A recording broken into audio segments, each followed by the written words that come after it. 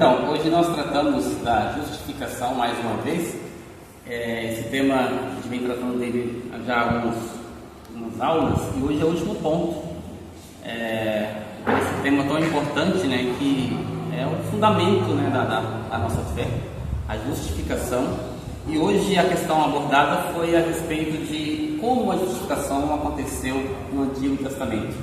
Se porventura foi diferente lá do que é hoje, porque essa pode ser uma dúvida que muitos cristãos têm, de que se Cristo ainda não havia vindo, não havia nascido, encarnado no Antigo Testamento, e se ele é um meio pelo qual o homem pode ser justificado, como isso aconteceu no Antigo Testamento?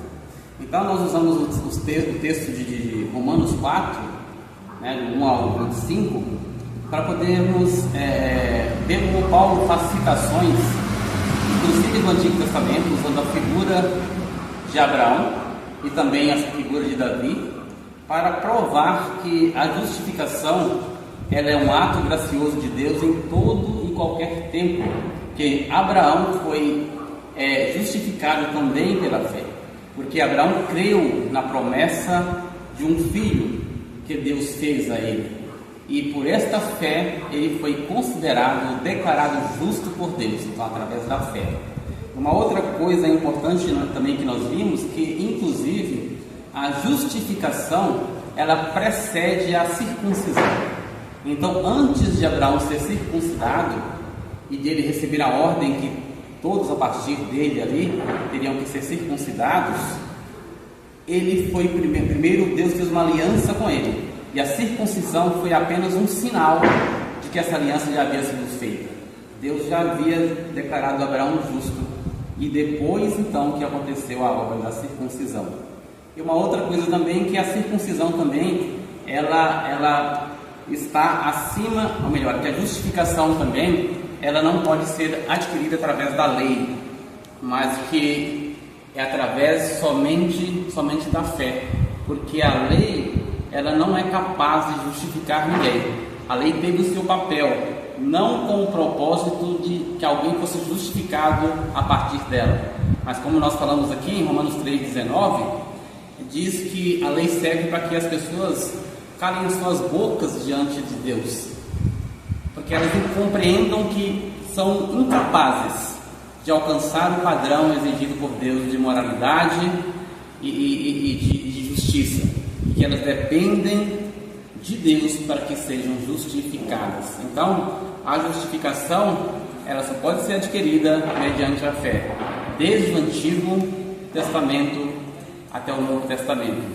E nós encerramos dizendo que é por isso que é importante que nós entendamos que o Antigo Testamento e o Novo Testamento compõem uma única unidade, e que eles são coerentes e que não há como haver algo que possa contrapor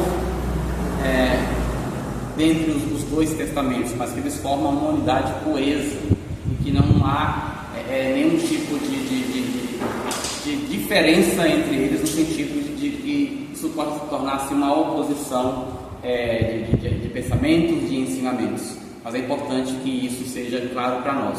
E uma outra coisa que, ao olharmos para isso, é entender que o homem estava diante de uma situação que ele não poderia resolver, e Cristo, né, ele assume, né, a nossa culpa, porque por que nós precisamos ser justificados, né? Esse, aliás, foi o primeiro assunto que nós tratamos. O que é justificação? A justificação é um ato de alguém ser declarado justo, e a justificação ela só existe porque havia algo que precisava ser reparado. Ninguém dirige a outra pessoa para se justificar se ela não tiver uma dívida com aquela pessoa. Então os homens tinham uma dívida com Deus, uma dívida de tamanho eterno, por causa da dignidade de Deus que é infinita, e precisaria se justificar diante de Deus.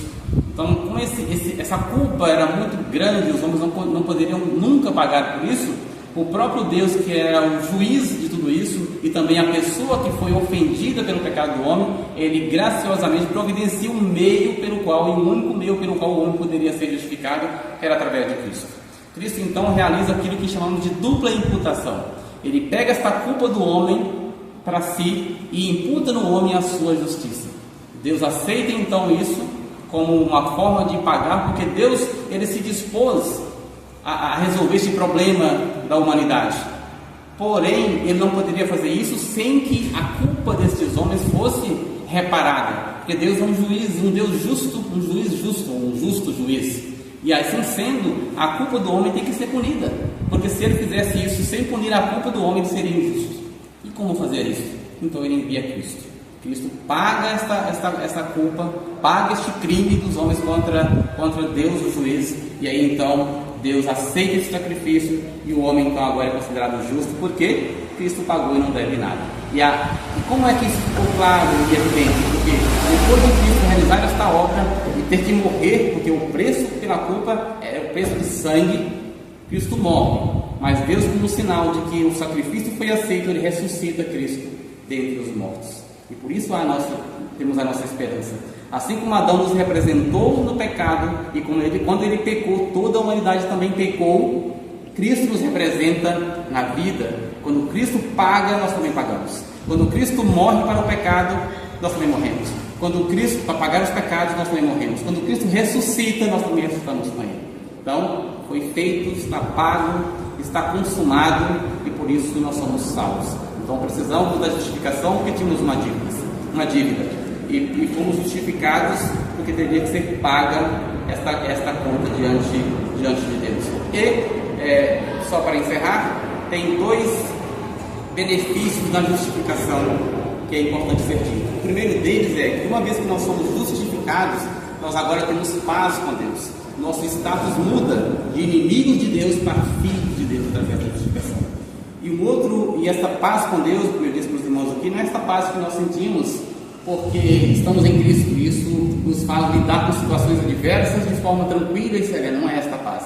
Esta paz é uma paz que Deus nos declara agora justos e nos declara agora os seus filhos e os seus amigos, enquanto nós éramos antes seus inimigos. Então a paz é o oposto à guerra. Estávamos antes em guerra com Deus, agora nós estamos em paz com Deus por causa da justificação. E o outro benefício que nós adquirimos com isso é o acesso a Deus. Agora que foi restabelecida esta amizade, nós temos acesso a Deus.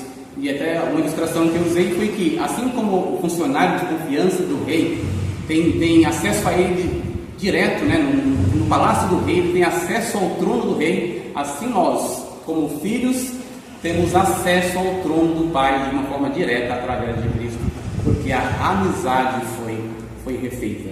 E isso então deve gerar em nós uma devoção, uma gratidão e uma vida pautada pela verdade, pela santificação, em resposta ao que nós recebemos através da justificação que foi realizada de forma graciosa por